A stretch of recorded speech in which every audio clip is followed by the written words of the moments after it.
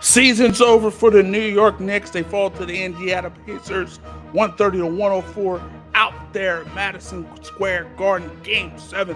You look at the Indiana Pacers, 130 points on an NBA record, 67% from the field. That's an NBA record, the highest field goal percentage in any playoff game in NBA history. So they shot the lights out. Halliburton was big time. Did some big time things for the Indiana Pacers. Look, the Indiana Pacers can score the basketball at a high level, and they scored the basketball at a high level today. And look, this is why you don't want to go to a Game 7, because in a Game 7, anything is possible. It's possible in a one-game situation to shoot 67% from the field. It's possible in a one-game situation to put up 130 points. All these things are possible in a one-game situation, which is why you want to avoid Game 7. You look at the New York Knicks, they just broke down. I mean, Brunson went down with the broken hand.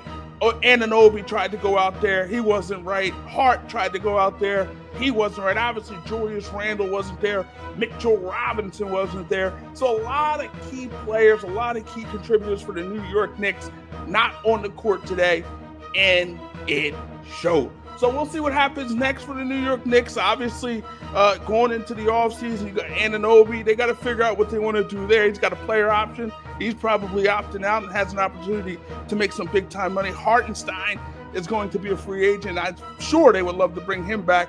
But look, the future seems bright for the New York Knicks. And the Indiana Pacers, they move on. Indiana Pacers, look, we'll see what happens against the Boston Celtics, but they can score the basketball. And when you can score the basketball, anything is possible. Back to the Knicks for a moment.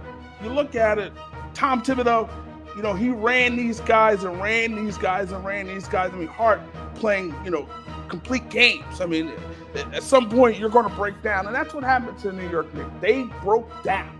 And the reality is, if they would have got by this series, with Brunson probably being out, they would have had no shot against the Boston Celtics, probably would have gotten swept. But at the end of the day, the Indiana Pacers move on, the New York Knicks go home, and unfortunately, they won't be partying on 7th Avenue in New York City.